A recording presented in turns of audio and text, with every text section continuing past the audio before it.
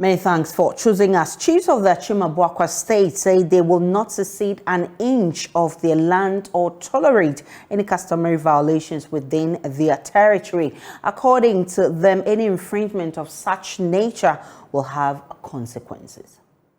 At a news conference addressed by the Achim State Secretary DM Ofuriata for and on behalf of the chiefs in response to matters bordering on the claim of ownership of Adwejuri by Achim Kotoku, the chiefs indicated Adwejuri is not contiguous with any of the lands of the Kotoku state. There's been tension in Adwejuri Township following a restraining order secured by the Ghana Police Service over the celebration of this year's Ujura Festival by the embattled chief of Adwejuri, Nana Ofutu Dompre, on one side, and a planned installation of a new chief of Adwejuri by the Achim State on the other hand. The tension follows claims by some three persons purporting to represent Achim Kotoku that Adwejuri is part of the Achim Kotoku traditional area and are demanding that the Ochehini Amweti of Ripenyi desist from interfering in the chieftaincy matters of Adwejuri. In setting the record straight at a news conference, the chiefs of Achim State mentioned that Adwejuri since historical times has been part of Achim and falls directly under the Apapam stool, which is an integral part of the Amentuemiensa group of Achim Ibuakwa. The Kotoku citizens, just as other ethnic communities, are settlers, granted usufructuary right, have no allodial right to any land in Adwejuri. Further to the above, it should be clearly understood that land by account tradition is the fundamental condition for the exercise of customary right, the two being intricately linked and inseparable. Seven, the question of jurisdiction is not based on ethnicity or tribal identity. Jurisdiction is geographical and territorial. Achim Traditional Council has been confronted with similar provocative situations in the past few years and wishes to indicate that it will be unable to tolerate such developments within those areas. Ochimai is not prepared to cede an inch of its lands or tolerate customary violations and wish to indicate that any such infringements will have consequences. They said records indicate that all successive Adwejuri chiefs have been part of the Achim State Council and that residents of Kotoku, just like any other ethnic communities, are settlers and have no allodial right to any land at Adwejuri. Adwejuri is the border town and entry into the Achim Kingdom from Accra. This is indicated by the Nsawan Bridge across the Densu River as the entrance of the Achim Kingdom. 2. Adwejuri has since historical times been part of Achim and falls directly under the Apapam stool, which is an integral part of the Amantuemiensa group of the Achim state. Records indicate that all successive Adwejuri chiefs have been part of the Achim State Council, inclusive in the records, are evidence of land transactions. 4. Concerning the above, Brema Edu Koko II, who passed on in 2007, served over pennies too as the most dedicated and one of the longest reigning chiefs of Achim was installed in 1953.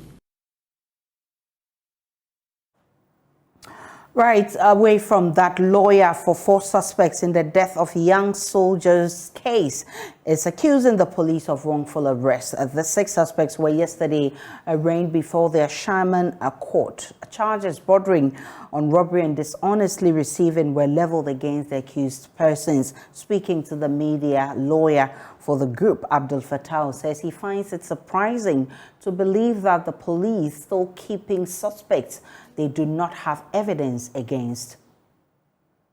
Persons Samuel Tete and Abubakar Sadiq have been slapped with the charges of conspiracy to commit crime, namely robbery, and the charge of robbery itself. They are alleged to have accosted a soldier and attempted to rob him of his mobile phone and backpack.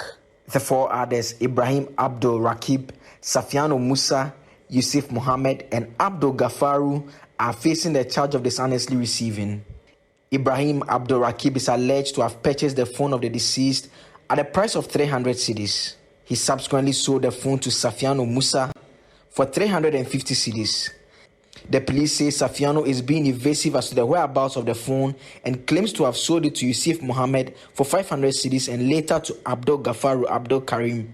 The police says investigations are ongoing to attempt to recover the phone.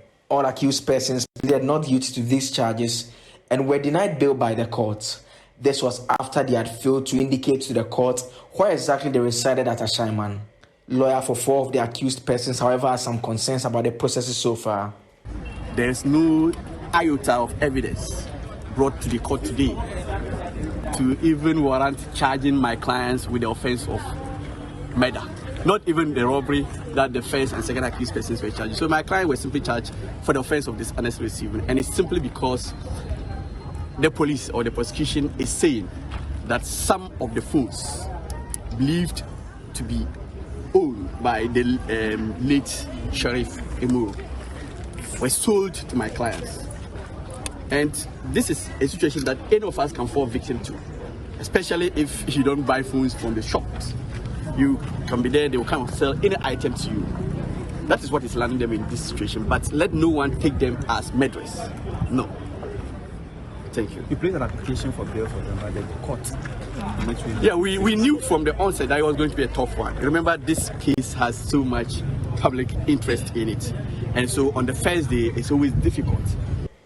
The case is back in court on 27th March 2023. Joseph Akable with that report. Now, Ghana could have become a far better state, but for the ills of the winner-takes-all government system. This is according to Chief Policy Analyst of the Ghana Institute of Public Policy Options, Dr. Charles Rekubrobe. The former VRA boss believes it's high time leaders of the country consider reversing the trend in order to place Ghana where it belongs among its compatriots. He spoke in a yet-to-be-aired interview on Upfront. The focus on what works best for Ghana. So everybody in every meeting and every discussion and every action was what is best for Ghana. Today it pretends to be working for Ghana, but it's seen through a political prism. You know, how does my party get to look good first, and then what looking good does for Ghana is a secondary point. So that's a big difference between then and today. Of course, I must admit, I mean, that was a period of, if you like, the non-democratic rule. So, of course, one needs to look at the issue of freedoms and ability to choose your own leader, etc., etc. But for me as a professional, you know, we never got into any discussions about what politics anybody believes in, and people were actually promoted on merit, not on fidelity. Former Greek Minister and NPP flag bearer hopeful Dr. Owusu Ifeanyi has described the NPP as a broken political party that needs to be fixed. According to the former Greek Minister, the cracks in the party led to the nearly loss of power in the 2020 elections. He's been speaking on PM Express. But what happened? We nearly lost Parliament. And now, of course, 137, 187. The only difference between majority and minority is one independent candidate who decided to work with us. Was previously a member of Parliament for MPP. So you see that we are not in a good place. And the interesting thing is, this sharp drop in our performance at the election in 2020 wasn't because of the message or whatever promises NDC were given. It was to do with the party. See, the party is the machinery. If I called an Uber here to take me to my house, and the Uber comes and the engine is broken, I could sit in that car forever and ever. I won't move. Was the party's engine broken? Well, the parties, yes, of course. And this is reflected because why is it that we have good performance in the first term? The opposition didn't have any message, NDC didn't have any message for 2020 election. And yes, we nearly lost Parliament. And majorities have been cut down. So, and it's all because, as I said, given the performance of the government, is the party and the affairs of the party, which for me, that's where I put my finger. So we need... Precisely what with the party though? Well, the party in terms of unity, in terms of conflicts within the party and all kinds of things. My own backyard, Ashanti region, I commissioned a study in all the 47 constituencies except one, Offensive North. If I showed you the report, you'll be amazed. What did he say? The conflicts within the party. The MP not on good terms with the chairman fighting the DCE, all kinds of things.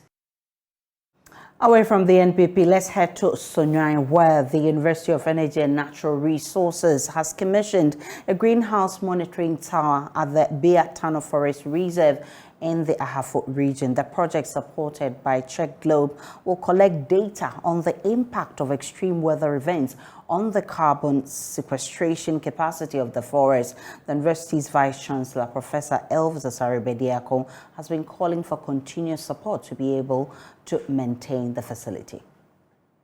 The 56 meters carbon monitoring tower at the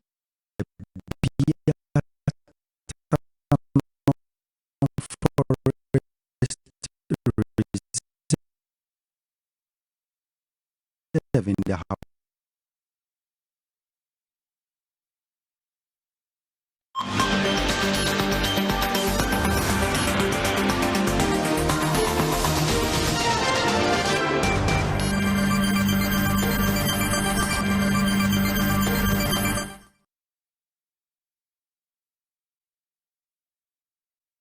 The 56 meters carbon monitoring tower at the Biatano Forest Reserve in the Ahafo region is a collaborative research station involving the University of Energy and Natural Resources, UNE, and the Global Change Research Institute of the Czech Republic, Czech Globe. According to the director of Czech Globe, Professor Michael Marek, the decision to settle in Ghana was primarily due to the stable political system. The Eddy Covariance Research Station uses a non-destructive method that uses the turbulent mixing of matter in the boundary layer above the forest ecosystem. Dr. Caleb Mensah is the project lead of the Ghana Flags team of UNE. It's actually a climate change research project that will help us to better understand the critical role or the significant role that our tropical forest is playing when it comes to climate change mitigation strategies. Here and then, every time we talk about, as a country, to see how we can plant more trees and protect our forest. But how do we know whether even our forest trees under different climatic conditions, how are they behaving? Are they being able to sequester more of the carbon that we are expecting them to? And even if they do, how much? The exact or direct amount, are we able to quantify? And also under harsh climatic conditions like this, drought, warming, how are forests going to behave? Through this project, we'll be able to get answers. He also said the data would influence Ghana's report to the United Nations Framework Convention on Climate Change. Every year, Ghana has to report to the United Nations Framework Convention on Climate Change on how we are doing, or maybe how we are growing more trees to be able to sequester or absorb carbon from the atmosphere. And this data is going to give us real, direct. And if we're able to know how much carbon our forest is also sequestering, through that even we are also able to at least have a very bigger negotiation skills. When we go for, there is this carbon financing and carbon market.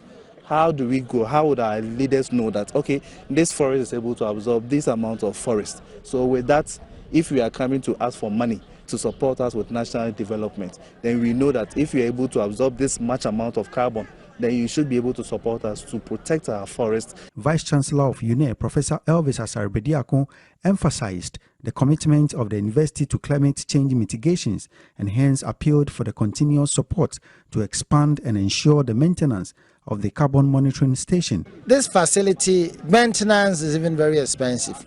So we want all the key corporate organizations to support this in running and maintaining this facility. That will go a long way to help not only the university but the country as a whole.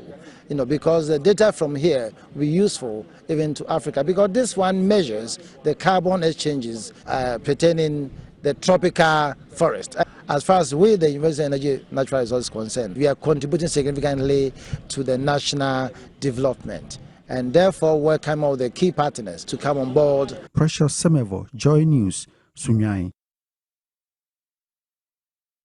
Let's stay in Sunyai because the Bono Ahafo Region Office of the Ghana Standard Authority is part of its efforts towards improving trading activities among players in the Cashew Valley chain is embarking on an exercise aimed at calibrating all weighing scales used by cashew buyers as a means of ensuring fairness in the industry. Regional managers of the GSA, Ms. Teria, expressed that the move is to, amongst other things, boost confidence as well as help improve the quality of cashew nuts in the region.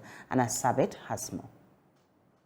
Cashew farmers in the Bono East Enclave currently find themselves in a weak negotiating position this year due to the poor quality of cashew nuts coupled with low productivity. This was revealed at a regional sensitization workshop on the standardization of scales for cashew buyers held in the Tichima municipality. Regional managers of the Ghana Statistical Services, who are the organizers of the workshop, Javier Tivia, emphasized the significance of the engagement as the GSA seeks to step up its supervisions.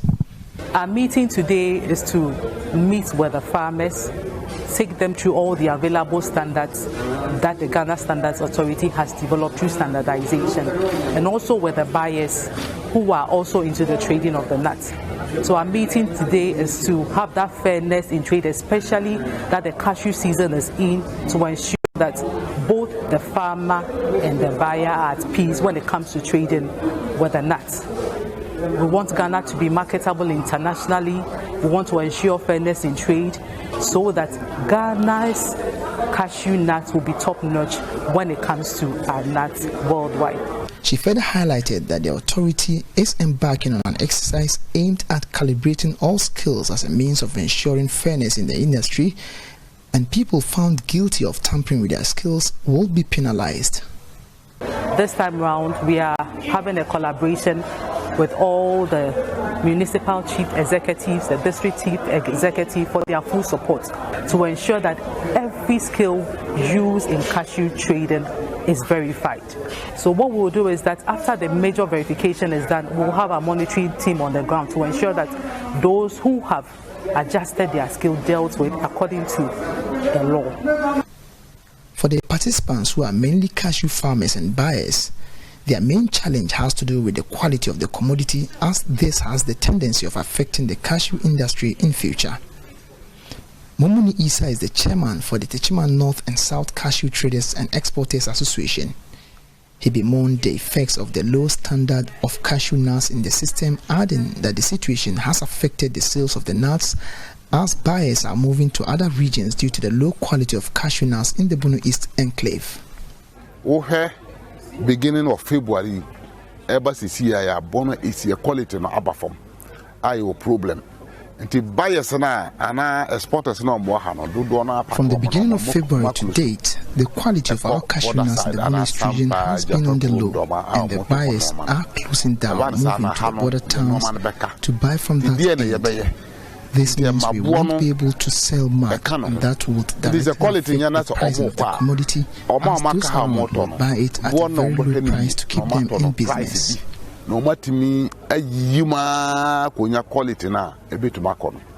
Representative of the cashew farmers and 2022 second national best farmer Seth Ejay Fosu on his part appealed to government to establish a law that requires farmers to dry their cashew nuts before sending them to the market.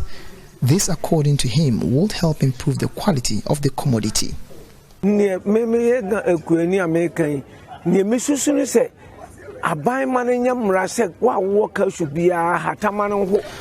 think would help is that government should institute a law that would require farmers to dry their nuts before sending them to the market. Just as cocoa farmers dry their beans before selling, same must be applied to the cashew trade, and that will help the cashew industry.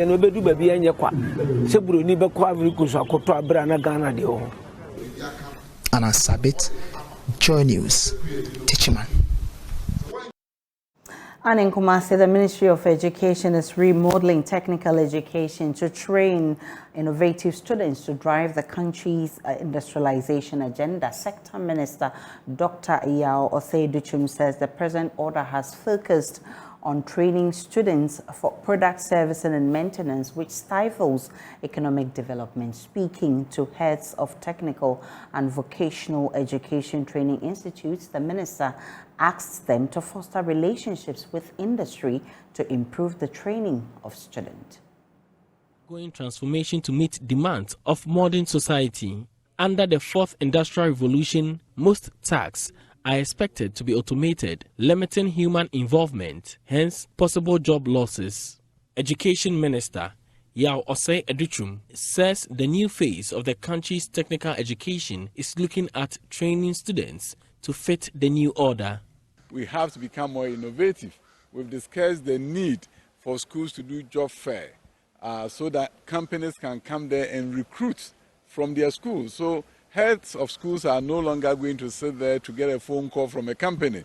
They are the ones who are going to make phone calls to companies to come and recruit from them. So it's a paradigm shift. So the new TVET regime we have is a TVET that combines with STEM. It's a TVET that brings about innovation. It's a TVET that prepare our students for jobs, 21st century jobs, IT fields, and a number of areas where artificial intelligence, our TVET schools are now doing that. So we believe that we are at a position where we can create a TVET system that responds to the needs of our nation, Ghana. According to the minister, the government has made the necessary investment to ensure the schools achieve set targets. Dr. Osei-Duchum maintains the teachers in the field are well trained to discharge their mandate. And we can send you the pictures, and it will amaze you to see the kind of equipment that are in our TVET schools. You know that our technical universities have better engineering laboratories than our regular universities. And that is the legacy of President Nana Addo Dankwa Akufo-Addo. Investment has been made. But what I want to see as a potential outcome is when we use these tools to train the students that industry needs, and industries are demanding for more. That is the day that it will gladden my heart to know that TVET is going through transformation. School principals at the event expressed their readiness to uphold the best standards in TVET.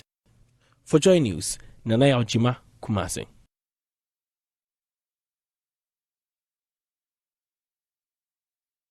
The Ghana Registered Nurses and Midwives Association has reiterated the need for the government to implement rural incentive packages for health workers in underserved areas of the country.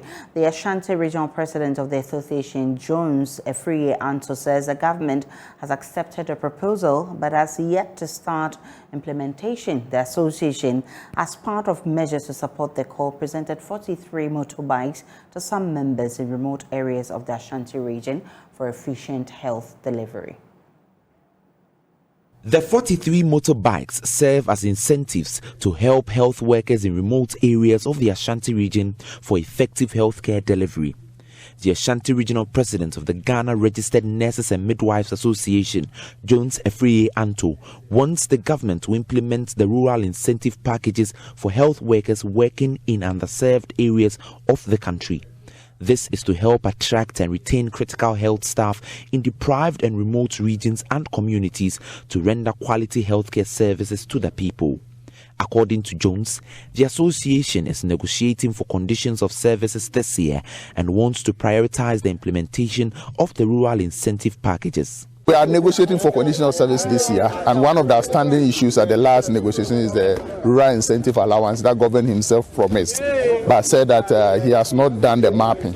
We are sure that by this time the mapping should be ready, and so the nurses are working at remote areas in the country should be able to give them something small. I think 20% for a nurse working in a rural area is better, so that it will attract some of the nurses to go there. We acknowledge the fact that some promotions are being implemented, but the main point is about money. Implement rural incentive allowance, so those working there will go. Yeah.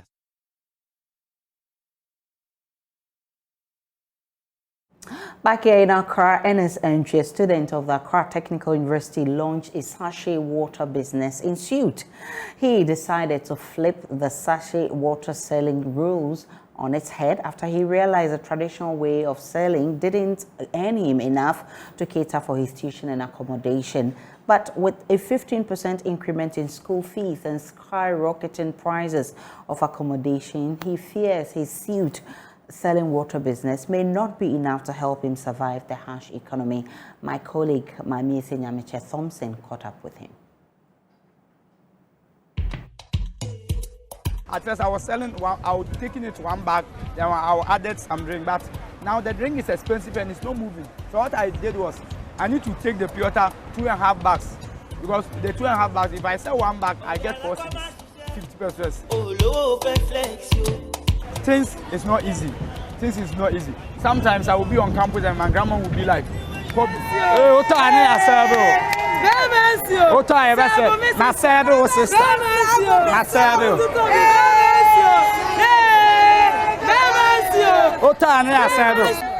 The sight of Ernest wearing a suit in the steamy hot afternoon weather at Kingsway Market excites many traders. They get so excited that they rush to him to buy his chilled water. Within minutes, his water is finished.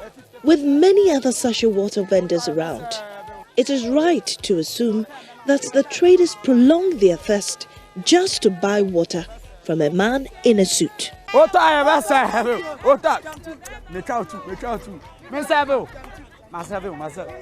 Ernest carries on his head a pan filled with chilled sachet water. He holds in his left hand a leather bag for his money and a tray in the right. He proudly walks through the market, ready to quench the thirst of his customers. At first, I was selling one, I was taking it one bag, then I added some drink, but now the drink is expensive and it's not moving. So what I did was, I need to take the Purita 2.5 bags. Because the 2.5 bags, if I sell one bag, I get 4 cedis, 50 pesos. So when I sell more, then I decide, then I do what? I save it.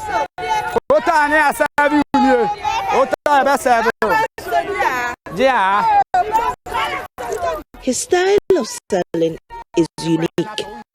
While other sachet water vendors wear ordinary clothes, Ernest is dressed for success. He has successfully branded himself as the suit-wearing iced water vendor. He doesn't only get eyeballs fixed on his suit, he also makes more money. You're welcome.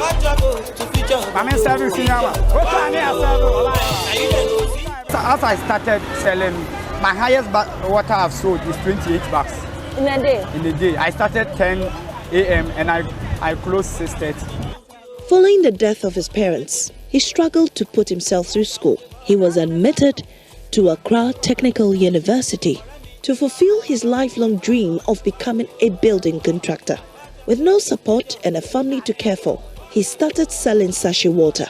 Sometimes the work that we do it online, and you haven't registered, you are not part of the students. So I consulted a friend and said, you get 700 for me. So he also gave me 700 and I paid. The second semester, it's left with 1,000 for me to add up before I can continue the second semester.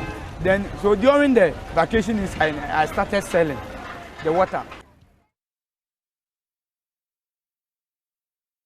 Well, close to 200,000 gas cylinders are locked up in a cylinder manufacturing company and the government's flagship policy, one district, one factory. The factory located at Ewutu-Biriko in the central region is facing foreign competition that has grounded its operations. Managers of the factory are livid over what they describe as government's inertia towards the growth of local companies. We'll be bringing you assets of our latest hotline documentary. But right now, let's talk about Ghana Month. And the Insulenzo is a village on stilts in the Western East, and it is a UNESCO World Heritage Site. Aside from 600 people living on the water, tourists also come to experience the village as well as the local alcohol produced in that village. But do you know what is beneath the water? Kojayang Singh has the answers.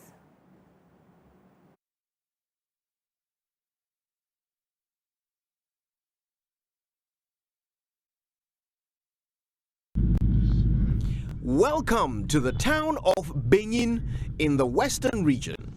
This is where people come to catch a boat to the famed Insulenzo village on stilts. We're here to do exactly that.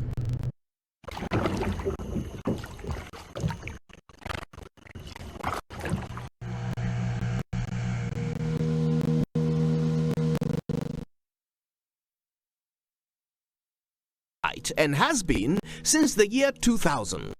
The name Insulenzo means water surface in the Nzema language. I've always wanted to know more about the lives of the 600-odd Ghanaians who are permanent residents of this magical place. So how deep is the water here? Okay, the lowest is 8 meters and the highest is 15 meters. 15 meters. It gets as deep as 15 yes, meters. Very deep. Wow. And what kind of fish do you get? You have a catfish, mudfish, and tilapia.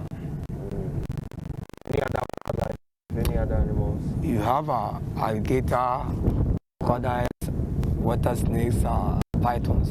And the pythons and the alligator, they are always in the jungles. Where the bushes are? Where the raffia palm are. But it's still the same water? They will still come in this water. Ah, but the children from the Insulenzo, they are always diving in the water? Yeah, any animals are scared of human being. What food do you make with python meat? Oh, light soup or granite soup and stew. Acheke. So you have eaten python before? Python soup with acheke. Hey! You can't nankari for Papa. Wow. So you have lived here your whole life? Yes, I was born here, I school here, I do everything here. All my parents are here. Yes.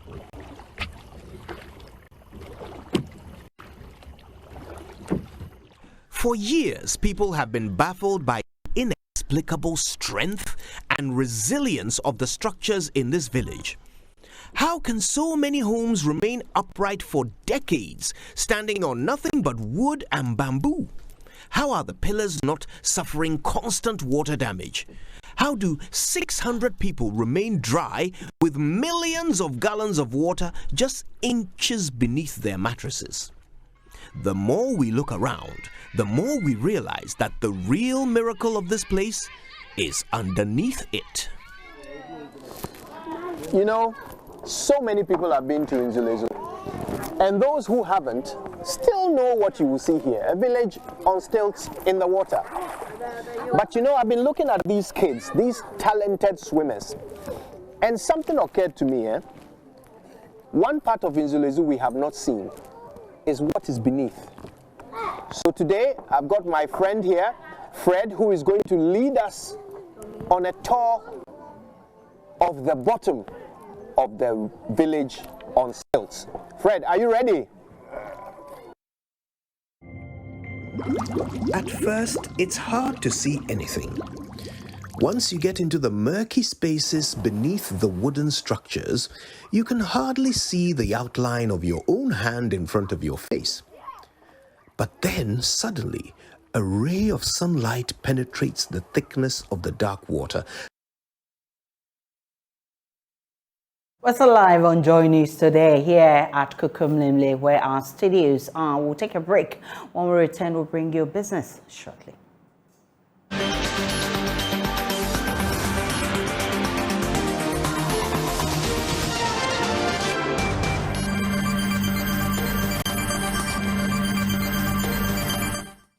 Hello, welcome to the business segment on JoyNews today with me, Pius Kojobaka. We're getting business from the corridors of the central bank because they have given assurance that depositors' funds remain their major concern. Well, this was captured in a release by the regulator highlighting measures aimed at safeguarding the entire financial system.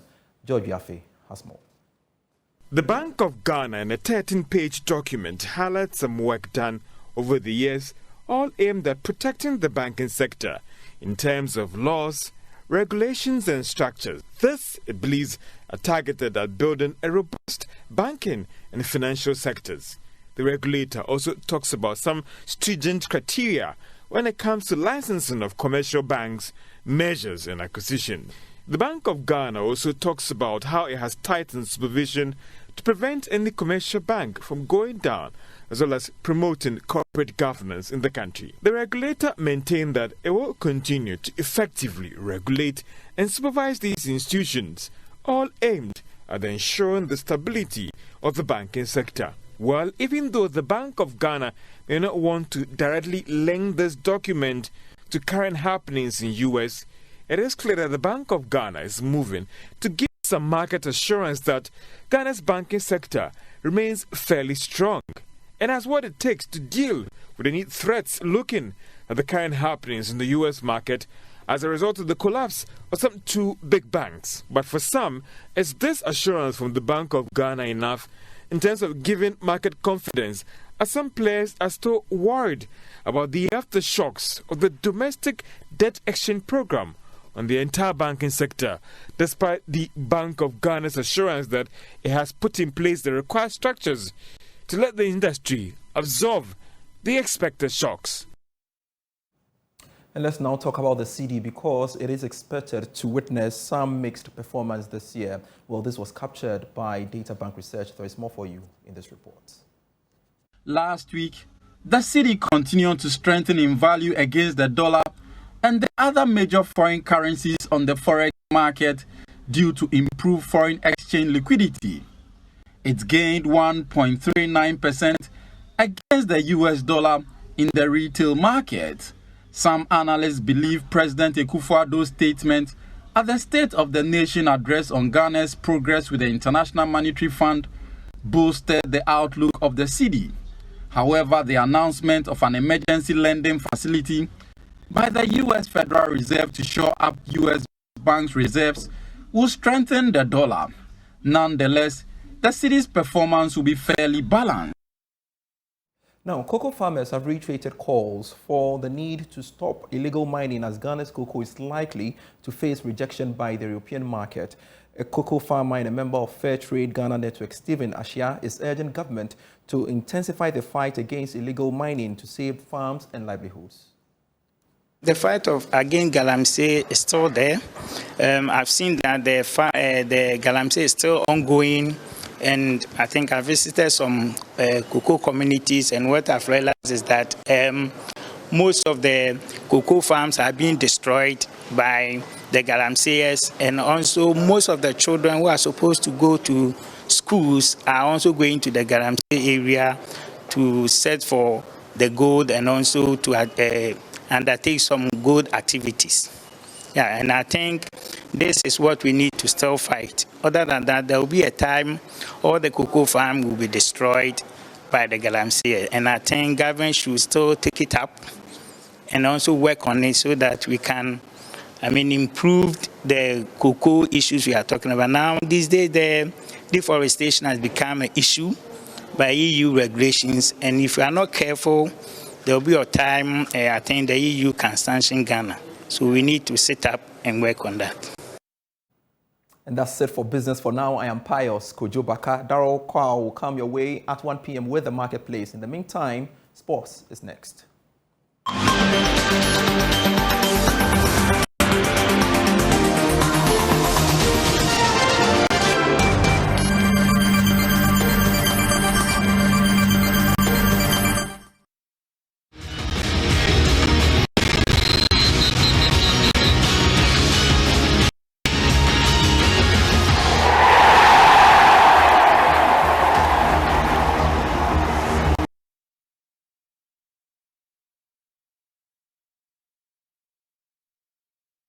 Let's do sports now. On Joy News today with me, Muftao Nabila Abdullah. Construction works at the Boteman Sports Complex, a facility earmarked to organize the Africa Games 2023, is 20% complete.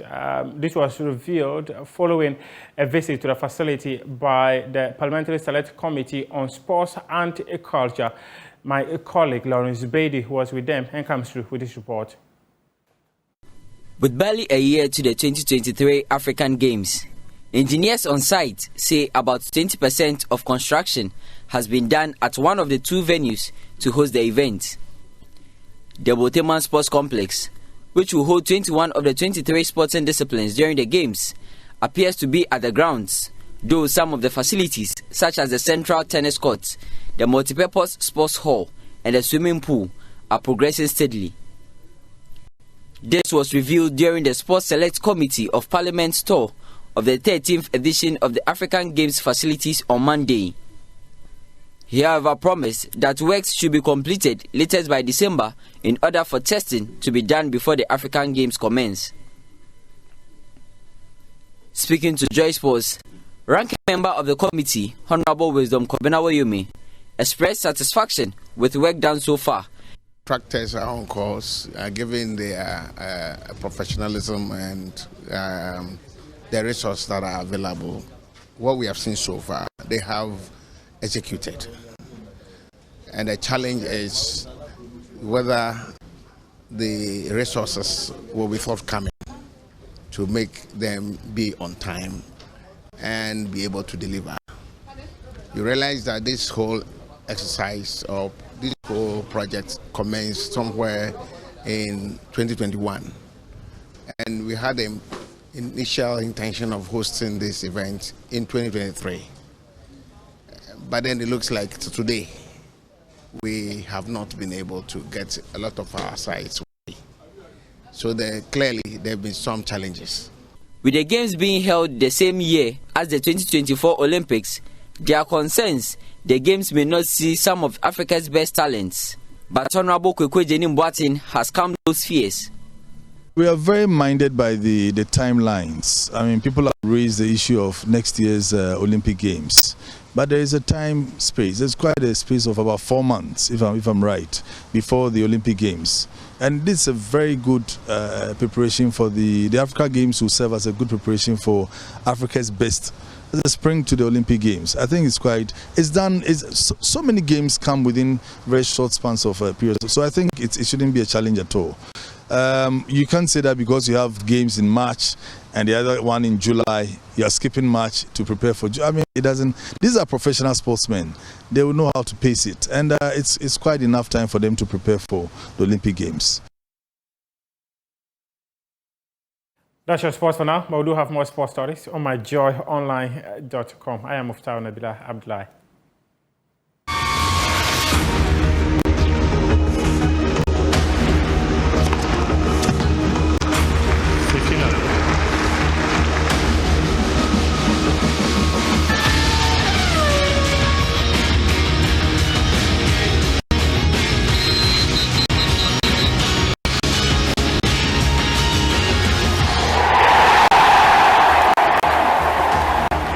As I wrap up the bulletin this afternoon, my name is Aisha Ibrahim. Log on to myjoyonline.com. There's more of the news and updates of all the developing stories. Do enjoy the rest of our programs.